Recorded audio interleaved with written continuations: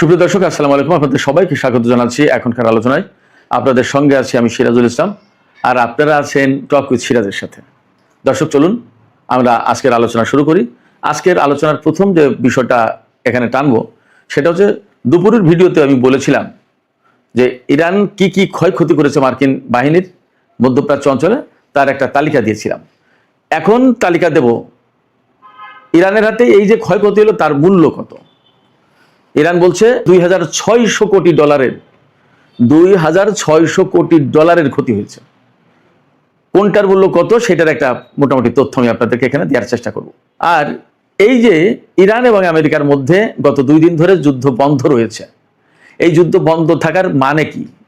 যুদ্ধটা কি আসলে স্থায়ীভাবে বন্ধ হতে যাচ্ছে কিনা, নাকি আবার যুদ্ধ শুরু হবে? আর যদি স্থায়ীভাবে যুদ্ধ বন্ধ হয় তাহলে কোন ঘটনা এর পেছনে কাজ করছে? আমি দুপুরের ভিডিওতে বলেছিলাম 3 দেশ কূটনৈতিক উদ্যোগের চেষ্টা করেছে, বাট ইরান সব নাকচ করে দিয়েছে। আবার খবর পাওয়া যাচ্ছে যে কূটনৈতিক আলাপ আলোচনা এগুচ্ছে। আসলে ঘটনাটা কি? আরেকটা খবর আমি আপনাদেরকে বলি, নেতানিয়াহু আগামী মঙ্গলবার, অর্থাৎ রোববার আজকে যাচ্ছে 26শে জুলাই, সোম মঙ্গল একদিন পরেই তিনি আমেরিকা সফরে যাচ্ছেন এবং ডোনাল্ড ট্রাম্পের সাথে তার বৈঠক হবে। মনে করা হচ্ছে যুদ্ধ নতুন করে শুরু হবে কি হবে না, নেতানিয়াহুর এই সফর এবং এই বৈঠকের পরেই তা বোঝা যাবে এবং ঠিক হবে। খেয়াল করুন, তিনি যাচ্ছেন মঙ্গলবারে, মঙ্গল বুধ বৃহস্পতি 2-1 দিন তো থাকবেই। তার মানে শুক্র শনিবার যদি ইরানের উপরে আমেরিকা হামলা চালায় তাহলে নেতানিয়াহুর সফরের সিদ্ধান্ত ফাইনাল হবে এবং সেই হামলাটা মোটামুটি বৃহস্পতি শুক্র শনি এইরকম টাইমেই শুরু হয়ে যাবে। আমেরিকার মার্কেট বন্ধ হওয়া দরকার, শুধু বড় হামলা চালাবে, কিন্তু হামলা আসলে চালাবে কিনা সেটা প্রশ্ন। এদিকে ইরান বলছে তাদের ক্ষেপণাস্ত্রে এমন ওয়ারহেড বসানো আছে, যে ওয়ারহেড বসানোর কারণে তাদের এই ক্ষেপণাস্ত্রকে এখন বড় কোনো প্রযুক্তি শনাক্ত করতে পারবে না এবং আটকাতে পারবে না। তার মানে কি? তার মানে এখন ইরানের ক্ষেপণাস্ত্র আরও বেশি অপ্রতিরোধ্য হয়ে গেল। তার নমুনা সম্ভবত আমরা জর্দান, কুয়েত, বাহরাইন বিভিন্ন জায়গায় দেখলাম গত কিছুদিন। আরেকটি খবর আছে, সৌদি আরব থেকে নাকি 500 মার্কিন সেনা সৌদি সরকারকে না বলেই চলে গেছে। এটা নাকি বলছি, একদম কনফার্ম খবর না, সামাজিক মাধ্যমে আমি খবরটা দেখলাম। এই খবরের সত্যতা নিয়ে এখনো আমি শিওর না, বাট খবরটা দেখেছি তাই আমি আপনাদেরকে শুধু জানালাম। সর্বশেষ আর একটা বিষয় নিয়ে আমি আজকের ভিডিওতে আলোচনা করবো, সেটা হচ্ছে ইউক্রেন ইরানের একটি জাহাজে হামলা করেছে। আপনারা জানেন কাস্পিয়ান সাগরে। ইউক্রেন কেন ইরানের এই জাহাজে হামলা করলো এবং এ ব্যাপারে ইরান কি ভাবছে, কি বলছে? যুদ্ধ কি তাহলে ইউক্রেন রাশিয়া এই পর্যায়ে চলে যাবে? ইরানের এই যুদ্ধ, তার মানে যুদ্ধ কি আরো ছড়িয়ে পড়ছে এবং এই যুদ্ধ আসলে বিস্তৃত হয়ে কত দূর যাবে, এ প্রশ্ন কিন্তু আসছে। আর একই সাথে জানিয়ে রাখি, তেলের দাম কিন্তু $100 উপরে ব্যারেল প্রতি। এখন যুদ্ধের যে পরিস্থিতি তাতে মনে হচ্ছে বাব আল মানদেব প্রণালী থেকে সুদূর কাস্পিয়ান সাগর, বিরাট বিশাল অঞ্চলে কি যুদ্ধ ছড়িয়ে পড়ছে বা ছড়িয়ে পড়লো। সুপ্রিয় দর্শক, চলুন আমরা বিস্তারিত আলোচনা করি। আর তার আগে বলে রাখি, ভিডিও যদি ভালো লাগে তাহলে লাইক কমেন্ট শেয়ার করবেন এবং চ্যানেলটি সাবস্ক্রাইব করে সাথেই থাকবেন। দর্শক, চলুন আমরা বিস্তারিত আলোচনা করি। প্রথম যে আলোচনা করতে চেয়েছিলাম সেটি হচ্ছে এই, আজকে দুপুরে ভিডিওতে বলেছিলাম যে আমেরিকার কি কি ক্ষয়ক্ষতি করেছে, তাই ইরানের সামরিক বাহিনী IRGC একদম প্রকাশ্যে বলেছে এবং এটা বিশ্বের বিভিন্ন গণমাধ্যমে এখন আছে। ইন্ডিয়ার কোনো ইয়ে নেই, কোনো অবস্কিউর নেই, কোনো অস্পষ্টতা নেই এবং পাশ্চাত্যের গণমাধ্যমের কথা বলছেও। খোদ আমেরিকার গণমাধ্যমগুলোই বলছে যে আমেরিকার অস্ত্র ভান্ডার বড় সংকটের মুখে পড়ার কারণে আমেরিকা এই যুদ্ধ আপাতত স্থগিত রেখেছে। জানি না এই যুদ্ধ আসলে আপাতত স্থগিত রাখার প্রশ্ন, নাকি আরো বড় হামলা করতে চাই তার জন্য সামগ্রিক একটা প্রস্তুতি। কথা কিন্তু সব রকমেরই আছে। যাই হোক না কেন, বড় হামলা করলেও ইরানকে মোকাবেলা করতে হবে। যুদ্ধ যদি আমেরিকা না করে তাহলেও ইরানকে তার মতো করে আগাতে হবে। যদি বড় হামলা করতে যায় তাহলে তার জন্য তো ইরান প্রস্তুত আছে, সে কথা বলেছে। ইরানের সামরিক বাহিনীর যে মুখপাত্র ব্রিগেডিয়ার জেনারেল আকরাম মিনিয়া, তিনি আজকে বলেছেন ইরানের সামনে এখন 3টা পথ। এই যে যুদ্ধ বন্ধ করলো, এখন কি করবে আসলে তারা 3টা কাজের যে কোনোটা করতে পারে। একটা হচ্ছে বড় হামলা চালানো ইরানের উপরে, অথবা যুদ্ধ থেকে পালিয়ে যাওয়া বন্ধ করা, অথবা ইরানের বিরুদ্ধে স্থল অভিযান চালাতে সেনা পাঠানো। জেনারেল আকরাম মিনিয়া বলেছেন যে আমেরিকা যেটা করুক তার জন্য ইরান প্রস্তুত আছে। যে 2 দিন আমেরিকা যুদ্ধ বন্ধ রেখেছে, হয়তো ইরানও সেই 2 দিন বন্ধ রেখেছে এই কারণে তারও তো একটু গুছিয়ে নেওয়ার, তারও প্রস্তুতির প্রয়োজন আছে। ভেতরে ভেতরে কি হচ্ছে সেগুলো বোঝার চেষ্টা দরকার আছে। এপাশে ইরাকে কিন্তু ইরান ঠিকই হামলা চালিয়েছে, ইরাকের এরবিল এলাকায় মার্কিন যে সমস্ত স্থাপনা, যে সমস্ত অস্ত্র মোতায়েন ছিল বা যে সমস্ত ঘাঁটি, ওখানে প্রচুর গোয়েন্দা ঘাঁটি এবং প্রশিক্ষণ কিন্তু অনেক কিছু আছে। এগুলোর উপরে এত বেশি হামলা চালিয়েছে গত কয়েকদিনে ইরান বলছে যে মোটামুটি মার্কিন অবস্থান প্রায় সম্পূর্ণই ধ্বংস ওখানে ইরাকের এরবিল সুলাইমানিয়া ওই এলাকায়, যেটা ইরানের কুর্দিস্তানের কাছাকাছি, ওই এলাকা কুর্দি অধ্যুষিত এলাকা। তবে বাস্তব যে কথা সেটা হচ্ছে যে আসলে মধ্যপ্রাচ্যে আমেরিকা ভীষণ চাপের মুখে, প্রচণ্ড প্রতিরোধের মুখে পড়ে তারা অনেক ক্ষতিগ্রস্ত হয়েছে এবং এখন তাদের সামনে এই সিদ্ধান্ত আসলে করবে কি, তারা এখান থেকে চলে যাবে, চলে গেলে বিরাট বিশাল অঞ্চল, বহু পরিকল্পনা, সমস্ত সবকিছু মার খেয়ে যায়। আর যদি না চলে যায় তাহলে তো ইরানের সাথে যুদ্ধ করতে হয়, কারণ যুদ্ধ শুরু করেছে তারা, শেষ না করলে কিভাবে কি করবে। আবার যদি বড় যুদ্ধ করতে যায় তাহলে ইরান তা মোকাবেলা করবে। আসলে তারা করবে কি, স্থলযুদ্ধ করতে গেলে ইরানের লোকজন তো বলছে যে পাঠাও সেনা, তাদের সাথে সাক্ষাৎ করার জন্য আমরা প্রস্তুত। তাহলে আসলে কি করবে, বিরাট সংকটের ভেতরে। এই সমস্ত বিষয়ের সলভ পরামর্শই হবে। নেতানিয়াহু যাচ্ছেন মঙ্গলবার আমেরিকায়, এই বৈঠকে এই সমস্ত বিষয়ের সিদ্ধান্ত হবে এবং অনেকে আশঙ্কা করছেন যে নেতানিয়াহু গিয়ে ডোনাল্ড ট্রাম্পকে আবার এভাবেই পরামর্শ দেবেন, এইভাবেই তিনি চাপ সৃষ্টি করবেন যে আমেরিকা যাতে আবার ইরানের বিরুদ্ধে যুদ্ধ শুরু করে। এবং যেহেতু তিনি মঙ্গলবার যাচ্ছেন, আমি আগেই বলেছি, বুধ বৃহস্পতি এরপরে শুক্রবার মার্কিন বা পাশ্চাত্যের মার্কেটগুলো বন্ধ, ওইটা হলো যুদ্ধ শুরুর একটা মোক্ষম সময়। আলাপ পরামর্শ করে যদি যুদ্ধ শুরু হয় তাহলে এই সপ্তাহতেই হতে পারে, এমন একটা আশঙ্কার সম্ভাবনা যায় বলেন আছে।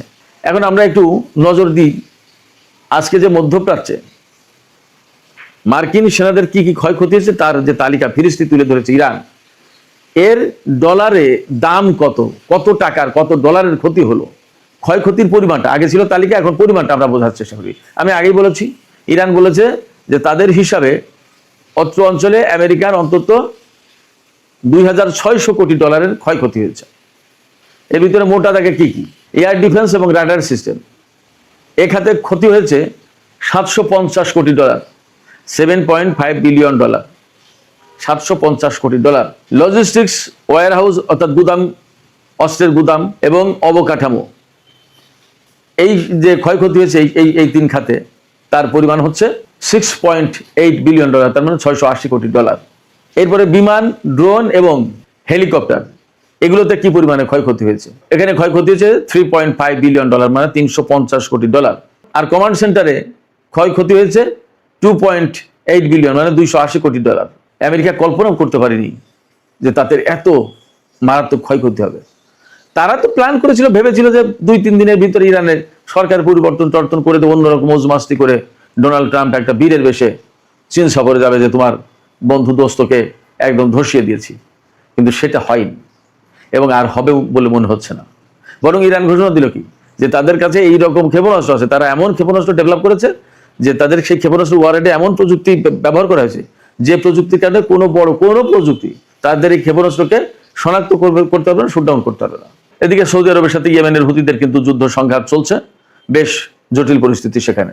সুপ্রিয় দর্শক, আরেকটি বিষয় বলেছিলাম, ইউক্রেন ইরানের একটি বাণিজ্যিক জাহাজে হামলা চালিয়েছে কাস্পিয়ান সাগরে। কাস্পিয়ান সাগর হচ্ছে ইরানের একেবারে উত্তরে কাস্পিয়ান সাগর, এটা বদ্ধ সাগর, বাংলাদেশের প্রায় ডাবল সাইজ যতদূর জানি, এবং বেশ গভীরতা আছে। রাশিয়ার সাথে এই কাস্পিয়ান সাগরের মধ্য দিয়ে সামরিক বলেন, রাজনৈতিক বলেন, বাণিজ্যিক বলেন, সব ধরনের লেনদেন চলে।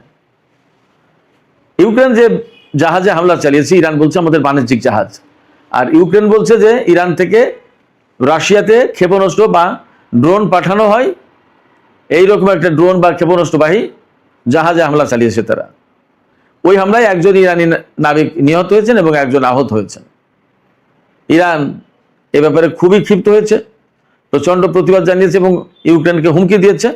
আর ইরানে নিযুক্ত ইউক্রেনের যে রাষ্ট্রদূত তাকে তলব করেছে, তাকে শাসিয়েছে, তাকে বকাবকি করেছে বা গরম নজরে তার দিকে তাকিয়ে কথা বলেছে ইরান, এটা ঠিক করে এর প্রতিশোধ কিন্তু তোমাদেরকে নিতে হবে। তো ইরান কড়া হুঁশিয়ারি উচ্চারণ করে বলেছে যে ইউক্রেন এই যে হামলা চালালো ইরানের জাহাজে, এটা বিনা জবাবে বিনা শাস্তিতে ইউক্রেন পার পাবে না। এবং ইরান এও হুমকি দিয়েছে যে ইউক্রেন এই হামলা চালিয়ে এই যুদ্ধের পরিধি আরো অনেক বেশি বিস্তৃত করে তোলার ব্যবস্থা করলো, মানে যুদ্ধ অনেক বেশি ছড়িয়ে দেওয়ার ব্যবস্থা করলো, যুদ্ধ কিন্তু ছড়িয়ে যেতে পারে। এখন ইউক্রেন পরবর্তীতে আর কি ব্যবস্থা নেয় সেটা একটা দেখার বিষয়। এখানে প্রশ্ন আসতে পারে যে ইউক্রেন হঠাৎ করে এতদিন পরে ইরানের উপরে এখন কেন হামলা চালালো? এর একটা জবাব হতে পারে, আমেরিকা কিন্তু ইরানের সাথে 2 দিন যুদ্ধ বন্ধ রেখেছে। তার মানে যদি আমেরিকা ইরানের উপরে বড় ধরনের হামলা চালাতে চায় তাহলে তারা প্রস্তুতি নেওয়ার চেষ্টা করছে, এপাশে ইউক্রেনকে দিয়ে হামলা চালিয়ে ইরানকে এই দিকে ব্যস্ত রাখার চেষ্টা করছে, এবং ওপাশে আমেরিকা নিজেরা নিজেদের মতো করে প্রস্তুত হবে, বড় যুদ্ধের জন্য একটা প্রস্তুতি নেবে এবং বড় যুদ্ধ হয়তো চালাবেও। এই জায়গায় ইরান কতটা টেকনিক্যালি এই বিষয়গুলো এই মুহূর্তে হ্যান্ডেল করতে পারে এবং কি করবে অনেক কিছু হিসাব বিকাশ আছে। দেখা যাক, আমরা অপেক্ষায় থাকি, দেখি আসলে কি হতে যাচ্ছে, কি হয়। তবে এটা ঠিক যে ইউক্রেন যদি আরও দফায় দফায় হামলা চালায় ইরানের উপরে, তাহলে ইরান নিশ্চিতভাবে ইউক্রেনকে জবাব দেবে, সেখানে মনে হয় কোনো ছাড় দেবে না।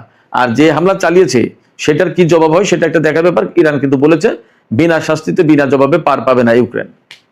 যদি এই যুদ্ধ অনেক বেশি মাত্রায় ছড়িয়ে পড়ে তাহলে কিন্তু এই যুদ্ধ ইউরোপের অনেক অঙ্গনে ছড়িয়ে পড়ার একটা আশঙ্কা থাকে, এবং রাশিয়া, ইরান, ইউক্রেন এরকম একটা প্রেক্ষাপট চলে গেল, যুদ্ধের বহুমাত্রিকতা পেয়ে গেল। এই জায়গা থেকে ধীরে ধীরে ধীরে ধীরে আরো বড় পরিসরে যদি ছড়িয়ে যায় তাতেও কিন্তু অবাক হওয়ার কিছু থাকবে না। এর অনেক কিছু নির্ভর করছে ইউক্রেনের উপরে। সুপ্রিয় দর্শক, এখনকার আলোচনা এখানে শেষ করতে চাই। আলোচনা শেষের আগে আপনাদের কাছে জানতে চাই, আপনাদের মতামত বুঝতে চাই, শুনতে চাই। এই যে ইউক্রেন ইরানের বাণিজ্যিক জাহাজে হামলা চালালো এবং তাও কাস্পিয়ান সাগরে, হরমুজ প্রণালী, বাব-আল বান্দের প্রণালী, যেখানে দুটো ইরানের দক্ষিণের দুটো সাগর, গুরুত্বপূর্ণ তেল রুট, জ্বালানি রুট, বাণিজ্য রুট, এই দুটো রুট যখন কলাপস বন্ধ হয়ে গেছে তখন আরেকটা সাগরে এই যুদ্ধ টেনে আনতে যাচ্ছে কিনা ইউক্রেন। আপনাদের কি মনে হয় যে যুদ্ধবিরতি দিয়ে আমেরিকা উপাসে নিজে নিজে গুছিয়ে নেওয়ার চেষ্টা করছে এবং ইউক্রেনের সাথে ইরানকে যুদ্ধে ব্যস্ত রাখার চেষ্টা করছে? এইরকম কোনো কৌশল আছে কিনা আপনাদের কি মনে হয়? আপনাদের মতামত জানিয়ে কমেন্টে লিখতে পারেন। আর ভিডিও ভালো লাগলে লাইক, কমেন্ট, শেয়ার করবেন এবং চ্যানেলটি সাবস্ক্রাইব করে সাথেই থাকবেন। দর্শক, এখনকার আলোচনা এখানে শেষ করছি। আপনারা সবাই অনেক অনেক ভালো থাকুন। আল্লাহ হাফেজ।